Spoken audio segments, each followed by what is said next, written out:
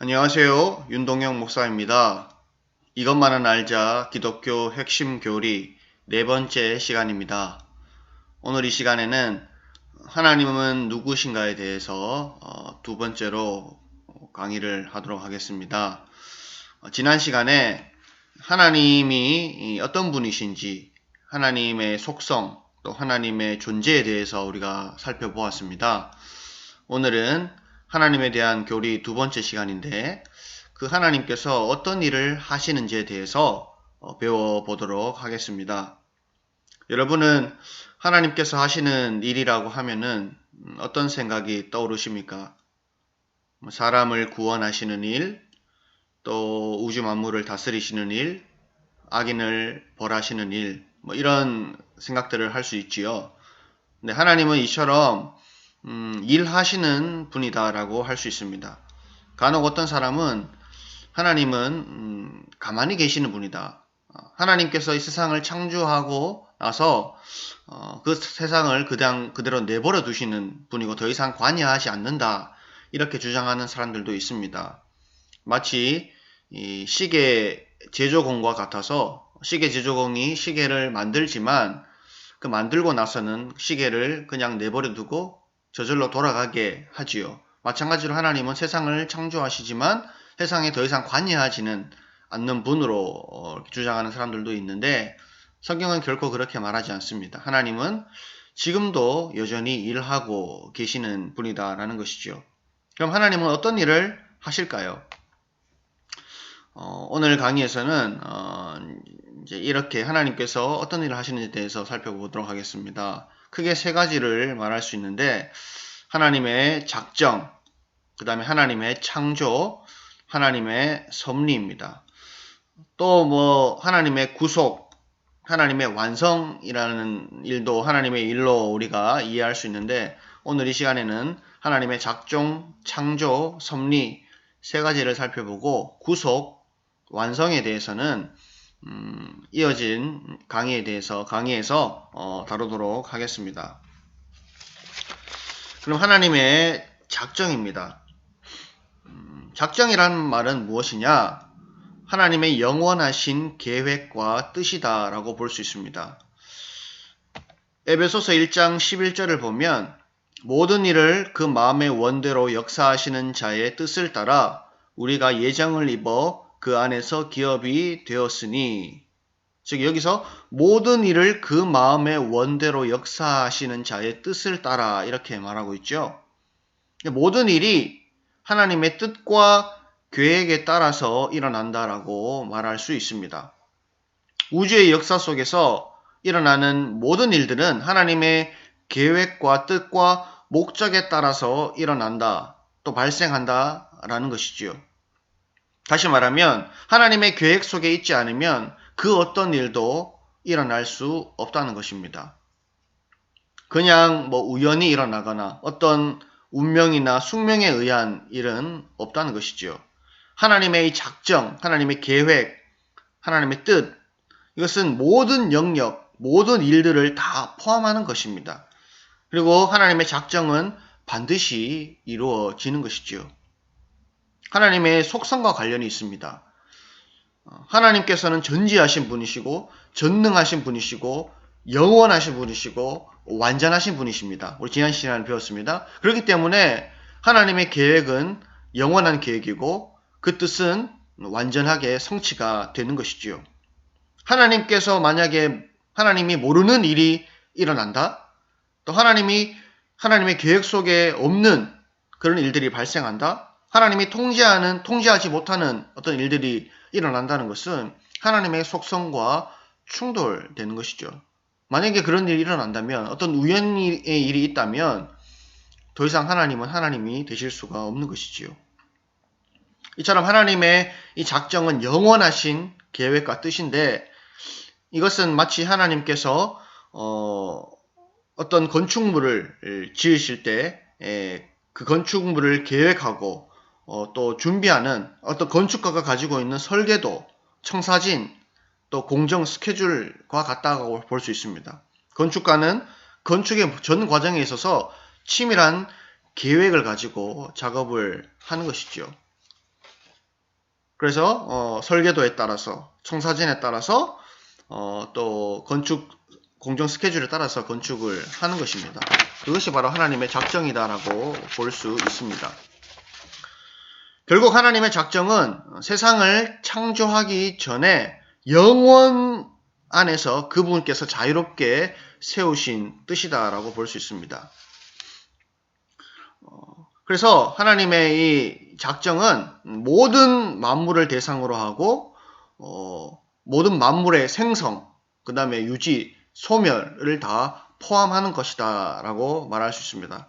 성경에 예정이라는 말도 나오는데 아까 앞에서 에베소서 1장 11절에서도 우리가 예정을 입어 그 안에서 기업이 되었다라고 말하는데 이 예정이라는 말도 작정 안에 포함되는 개념입니다. 근데 이 예정은 특별히 하나님의 작정 가운데 인간의 구원에 관한 작정을 예정이라고 말합니다. 그래서 이 인간을 구원하는 이 중요한 예정도 결국엔 하나님의 작정이죠. 하나님의 영원하신 계획과 뜻 안에서 이루어지는 것입니다. 그렇기 때문에 우리가 하나님의 자녀가 되고 구원을 받는 것은 우연적으로 일어난 일이 아니라 하나님의 영원하신 계획과 뜻, 그 작정 가운데서 일어난 일이다. 그렇기 때문에 우리의 구원은 전적인 하나님의 은혜다라고 우리가 말할 수 있고 그 하나님께 감사를 해야 하는 것이죠. 다음, 그렇다면 작정의 궁극적인 목적은 무엇일까요? 그 목적은 하나님의 영광입니다. 성경의 가르침에 따르면 궁극적인 작정의 목적은 하나님의 무한하신 영광을 드러내는 데 있습니다. 계시록 4장 11절을 보면 우리 주 하나님이여 영광과 존귀와 권능을 받으시는 것이 합당하오니 주께서 만물을 지으신지라 만물이 주의 뜻대로 있었고 또 지으심을 받았나이다 하더라.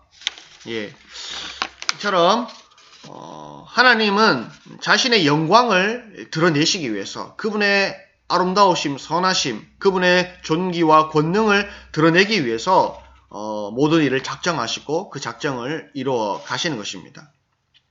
이 땅의 모든 일들이 하나님의 계획과 작정 속에서 이루어진다라는 사실을 우리는 늘 기억을 해야 합니다. 두 번째로 하나님의 창조입니다. 창조는 뭐냐? 하나님의 영원하신 그 계획, 그 작정을 집행하고 실행하는 것이다 라고 말할 수 있습니다. 창조의 주체는 누구인가? 삼위 하나님이죠. 창세기 1장 11절을 보시면 우리가 잘 아는 말씀, 태초에 하나님이 천지를 창조하시니라. 하나님이 천지를 창조하셨다. 천지 창조의 주체는 바로 하나님이죠. 근데 이 하나님은 삼위 하나님이십니다. 성부, 성자, 성령 삼위 하나님께서 함께 이 창조의 일을 하신다라는 것이죠. 보통 많은 사람들이 이 창조를 얘기할 때 성부 하나님의 단독적인 사역이 아닌가 이렇게 생각하시는 분들도 있는데 결코 그렇지 않지요. 하나님의 사역은 항상 협력 사역입니다. 이 삼위 하나님, 성부, 성자, 성령 하나님께서 함께 협력하시고 공력하시는 사역이 바로 하나님의 사역이고 그 사역의 하나인 이 창조 역시도 마찬가지로 삼위 하나님께서 함께 이 창조를 이루셨다라는 것이죠. 특별히 성부 하나님은 말씀하셨습니다. 천지 창조에서 말씀하셨고 성자 하나님은 실질적으로 그 말씀이시죠. 그리고 성령 하나님은 그 말씀을 이루시는 분이죠. 그래서 함께 삼위 하나님께서 천지 창조를 같이 이루셨다라고 말할 수 있습니다. 그러면 창조의 방법입니다. 창조는 어떻게 하셨나? 무로부터의 창조입니다. 성경이 가르치는 창조는 유로부터의 창조가 아니라 무로부터의 창조. 기존의 어떤 물질이나 재료 없이 오직 말씀으로 무로부터 만물을 만들어 내셨다라고 말할 수 있습니다. 심지어 어떤 절대적인 범주라고 여겨지는 시간, 공간 역시도 하나님의 창조의 대상이죠. 창조 사역의 결과물입니다. 그래서 하나님은 완전한 무로부터 유를 창조하신 분이시죠. 그리고 이 무로부터의 창조라는 뜻은 자유로우시고 기쁘신 뜻에 따라 창조했다라는 말입니다. 어떤 강압이나 어떤 필연에 의해서 창조하신 것이 아니라 당신의 자유로우시고 기쁘신 뜻에 따라서 본인의 영원하신 작정 가운데서 이 창조를 이루셨다라는 것입니다. 그래서 창조는 무로부터의 창조입니다. 세 번째로 창조의 과정입니다. 우리 천지창조, 특별히 세상의 창조를 지금 얘기하고 있는데 창조의 과정을 우리 창세기 1장에서 볼 수 있죠. 이 창조의 과정을 보면 6일 동안의 창조입니다. 하나님은 6일 동안 세상을 창조하시고 7일째 안식하셨지요. 그 창조의 과정을 보시면 이렇습니다. 첫째 날 하나님께서 빛을 만드셨습니다. 빛과 어둠을 나누어 낮과 밤이 되게 하셨습니다. 그리고 둘째 날에 궁창을 창조하셨지요. 물과 물을 나누게 해서 궁창 위의 물과 궁창 아래의 물을 나누시고 궁창을 하늘이라 칭하셨습니다. 그리고 3일째는 바다와 육지를 나누셨습니다.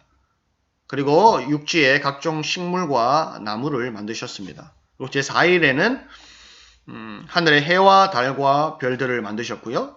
그리고 5일째 하늘의 각종 새들과 바다의 물고기들을 만드셨습니다. 그리고 제6일에 땅의 각종 가축들, 기는 것, 또 짐승들을 만드시고 마지막으로 사람을 창조하셨습니다. 이렇게 하나님은 6일 동안 세상을 창조하시고 제7일에 안식을 하셨습니다.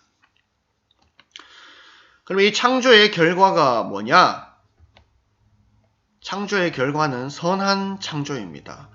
하나님의 창조는 아름답고 선하다, 또 선했다라고 볼 수 있습니다. 창세기 1장 31절을 보시면 하나님께서 지으신 그 모든 것을 보시니 보시기에 심히 좋았더라 이렇게 말씀을 하셨습니다. 여기 좋았더라라는 단어는 토부, 히브리어로 토부라는 단어인데 이 단어는 좋다라는 말뿐만 아니라 선하다라는 뜻을 가지고 있습니다.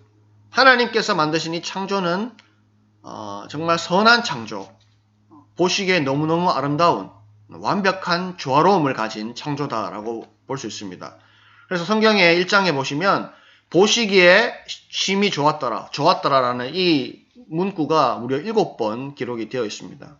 하나님께서 그 완벽하신 하나님께서 이 세상을 창조하시고 그 창조하신 세상을 바라보셨을 때 너무너무 좋았더라. 토부, 선하다, 선했다, 선한 창조다라고 말하는 것이죠. 그러나 지금의 세상은 그렇지 않지요. 우리가 살고 있는 이 세상은 죄와 악이 가득하고 또 여러 가지 지진, 홍수, 태풍과 같은 자연재해들이 있고요. 또 많은 범죄들이 있고 환경오염, 생태계 파괴 같은 현상들이 나타나고 있습니다. 우리가 지금 겪고 있는 이 코로나19 바이러스 역시도 이러한 현상들 중에 하나다라고 볼 수 있습니다. 그러나 우리가 분명히 기억해야 할 것은 하나님께서 처음 세상을 창조하셨을 때 그 세상은 완전히 선하고 아름답고 조화로운 완벽한 창조다라는 것입니다. 모든 것이 조화롭고 아름다웠습니다. 그러나 인간이 죄를 짓고 타락함으로 이 땅에 지금과 같은 죄와 악이 들어오게 되고 모든 자연세계가 파괴가 되고 생태계에 문제가 생기는 그런 일들이 결과적으로 나타난 것이지요. 하나님의 잘못이 아니라 이 모든 결과는 인간의 잘못 때문이다라는 것을 우리는 기억을 해야 합니다.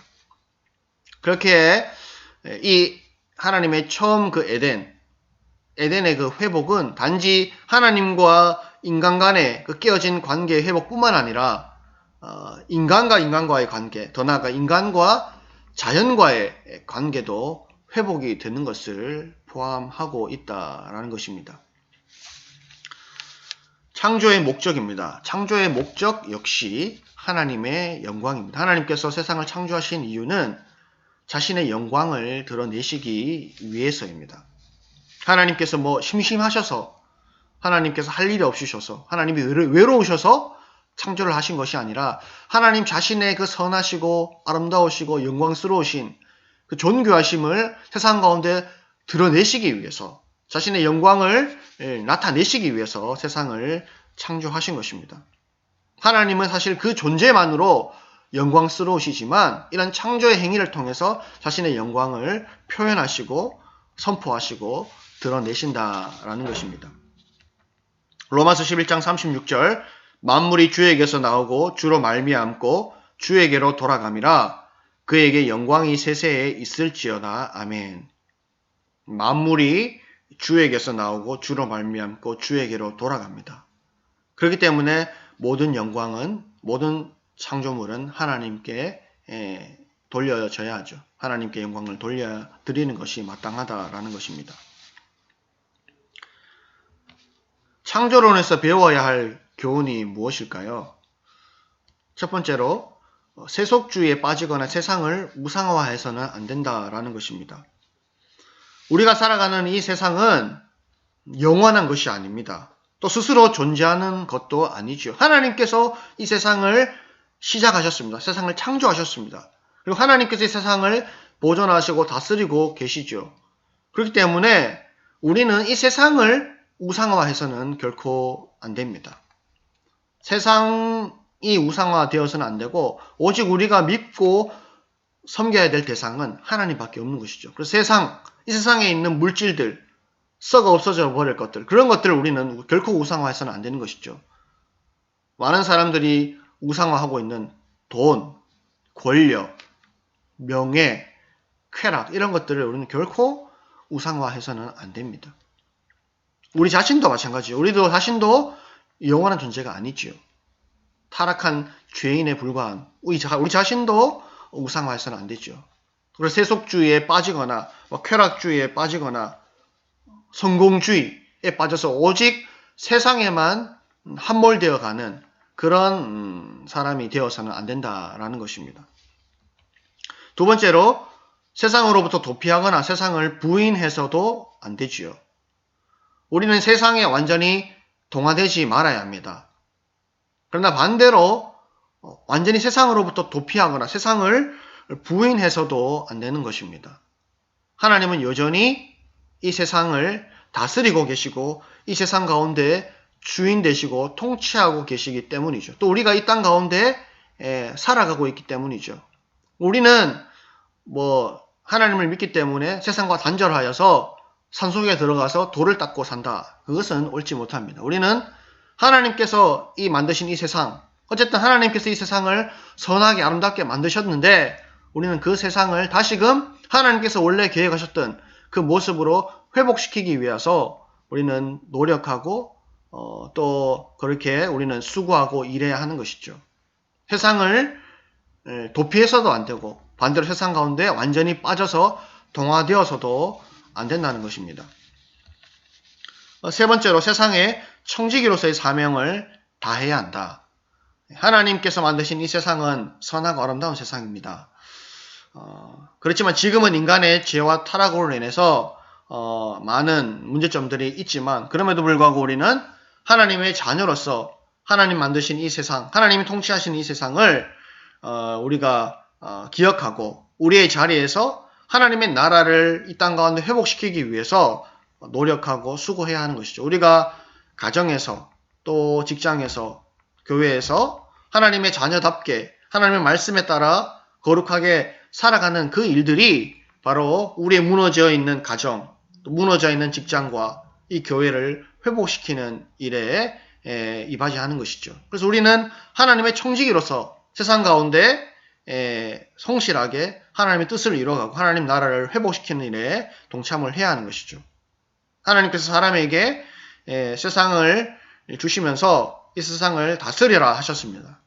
지금까지 우리가 인간의 죄와 타락으로 인해서 세상을 온전히 다스리지 못했는데 우리가 온전히 하나님 뜻에 따라서 거룩한 구원받은 자로서 세상을 하나님 뜻에 따라 잘 다스리는 것, 그렇게 해서 세상을 변화시켜 가는 것, 그것이 우리가 이 땅에서 해야 될 청지기의 사명이다라고 말할 수 있습니다.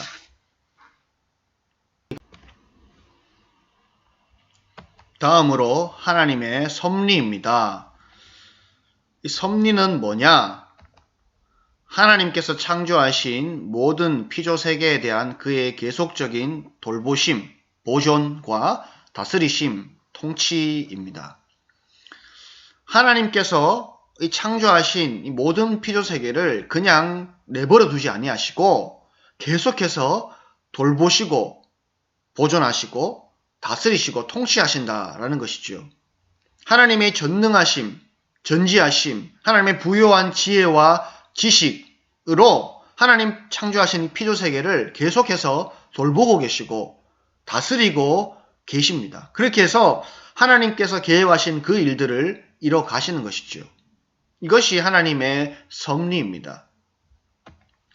시편 103편 19절을 보면 여호와께서 그의 보좌를 하늘에 세우시고 그의 왕권으로 만유를 다스리시도다. 하나님께서 지금도 이 세상 가운데 섭리하심을 이루고 계시죠. 섭리하고 계십니다. 하나님은 이 세상을 그의 왕권으로 다스리고 계십니다. 섭리의 증거가 뭐냐? 첫 번째로 성경의 예언입니다. 성경에는 많은 예언들이 나오지요. 그 예언들은 적게는 수십 년, 수백 년, 많게는 수천 년 전에 예언이 있고 그 예언들이 그 수십 년, 수백 년, 수천 년 뒤에 이루어지는 것들을 우리는 성경을 통해서 보게 되는 것이지요. 하나님께서 이 세상을 주관해 가신다는 증거입니다. 섭리하신다는 증거입니다. 하나님께서 만약에 섭리하시지 않는다면 어떻게 그 수백 년, 수천 년 전에 있었던 그 예언이 이루어질 수 있겠습니까?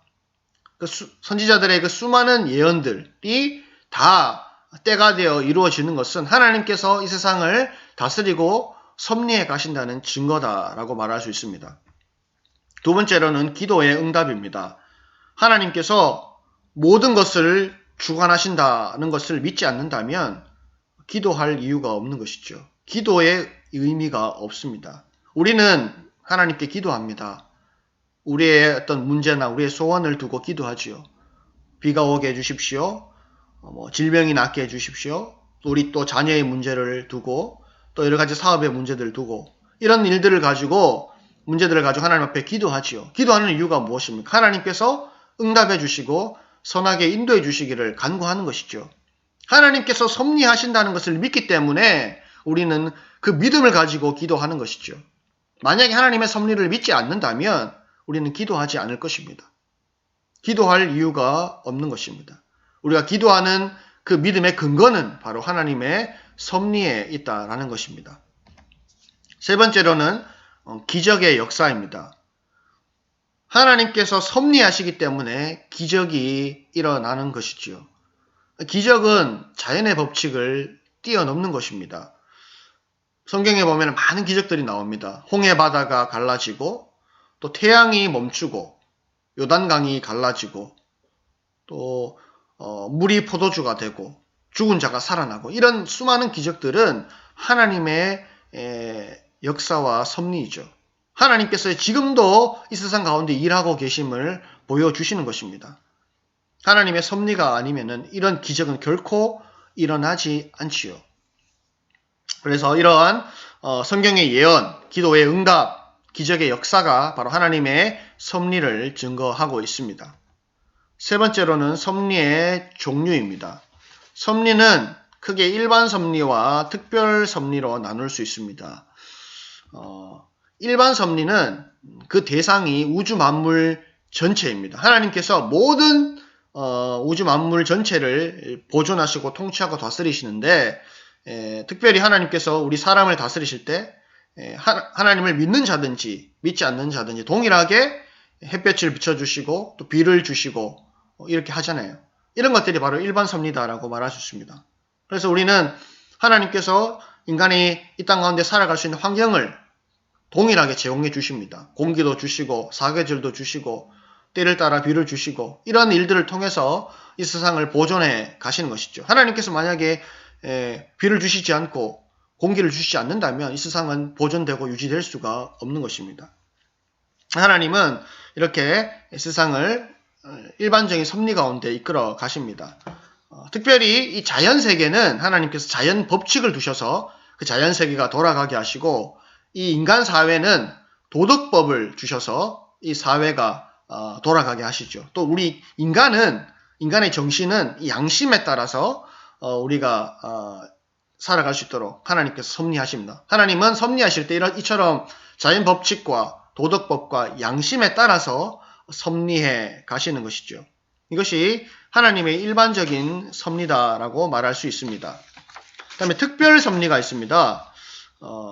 특별 섭리는 모든 대상이 아니라, 모든 인간이 아니라 하나님이 특별하게 택하신 그 백성들, 교회들에게 베푸시는 하나님의 섭리입니다. 하나님은 당신의 백성들을 사랑하시고 당신의 백성들을 신실하게 인도해 가시죠. 교회를 지키시고 보호해 가십니다. 이것이 바로 하나님의 특별한 섭리입니다.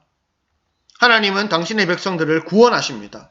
하나님의 주권적인 능력으로 구원하시고 또 그들의 삶을 인도해 가시고 그들이 하나님 앞에 기도하고 하나님 앞에 간구할 때에 그 간구에 신실하게 선하게 응답해 가시지요. 이것이 바로 하나님의 백성들이 하나님께로부터 받는 특별한 섭리, 은혜이죠. 하나님의 구원, 하나님의 인도, 하나님의 응답을 받는 이 놀라운 은혜들을 우리는 지금도 받고 누리고 있습니다. 우리가 이렇게 하나님의 특별한 섭리를 받는 대상이라는 것, 구원과 인도와 기도 응답을 받는다는 이 놀라운 사실을 다시 한번 기억하시면서 우리는 하나님 앞에 감사를 해야 하는 것이죠. 우리는 특별한 섭리를 받고 있는 자들이다 라는 점입니다. 섭리론에서 배워야 할 교훈입니다. 하나님의 섭리는 우리에게 어떤 의미가 있는가? 첫 번째로 우리의 모든 일에 하나님의 간섭하심의 손길이 있다라는 것입니다. 하나님은 어떤 구원사적인 큰 일이나 국가적인 어떤 중대사에만 하나님의 섭리가 나타나는 것이 아니라 우리 인간의 모든 일에, 특별히 하나님의 택한 백성의 모든 일 가운데 하나님의 간섭하심의 손길이 있습니다. 우리는 성경을 잘 알지요. 하나님은 참새 한 마리도 하나님의 뜻 가운데서 떨어진다라고 말합니다. 들에 핀 꽃 한 송이도 그냥 피고 지는 법이 없다라고 하셨습니다. 하나님의 뜻과 하나님의 주권과 섭리 가운데 모든 일이 일어나는 것이죠. 너희들은 머리털까지 세신 바 되었다라고 성경은 말합니다. 그처럼 하나님은 우리의 모든 작은 일 가운데서도 하나님의 간섭하심의 손길이 있다라는 것을 기억해야 합니다. 그래서 우리는 하나님께 늘 감사하고 하나님의 은혜를 잊지 말아야 하는 것이죠. 그래서 이런 섭리를 우리가 안다면 우리는 결코 스스로를 자랑하지 않게 되고 겸손한 자세를 취할 수밖에 없습니다. 내가 지금 이루고 있는 어떤 일들, 또 내가 성취한 모든 업적들, 능력들, 명예들, 또 재력들, 이 모든 것들이 나의 힘과 지혜와 능력으로 이루어진 것이 아님을 깨닫는 것이죠. 하나님의 신실하신 은혜와 섭리 가운데서 내가 있게 된 것이다. 나의 나 된 것이 오직 하나님의 은혜다라는 고백을 할 수밖에 없는 것입니다. 그래서 이 섭리론을 아는 사람은 스스로를 결코 자랑하지 않고 하나님의 섭리에 감사하면서 겸손하게 되는 것이죠. 그래서 결코 자만하지 않고 이웃을 배려하고 하나님을 기쁘게 섬기고 하나님께 감사하는 삶을 사는 것입니다. 마지막으로 이 섭리론은 고난과 역경 속에서도 참된 평안과 위로를 줍니다.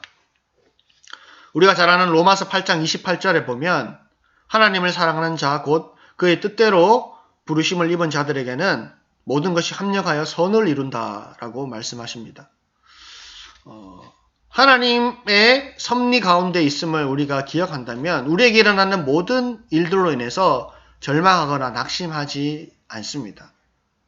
하나님께서 우리의 삶 가운데 선하게 인도하시기 때문에 비록 고난과 고통이 있다 해도 이것이 하나님의 뜻을 이뤄가게 하고 하나님의 인도하심 가운데 우리가 이것을 극복해 갈 수 있음을 믿기 때문이죠. 우리는 이 땅을 살면서 예상치 못한 많은 고난과 고통을 겪습니다.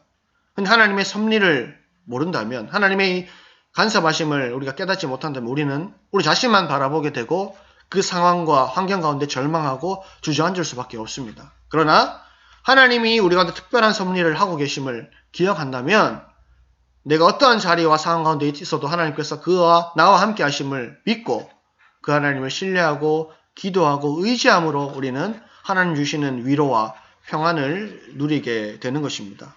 로마서 8장 32절에 보면 자기 아들을 아끼지 아니하시고 우리 모든 사람을 위하여 내주시니가 어찌 그 아들과 함께 모든 것을 우리에게 주시지 아니하겠느냐 이렇게 말씀하십니다.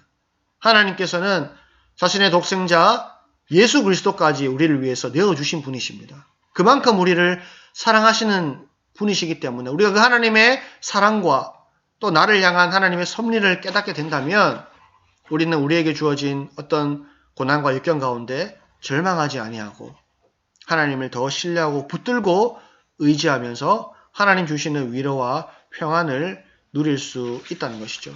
이처럼 이 섭리의 신앙은 우리에게 매우 중요한 교훈을 주는 것입니다.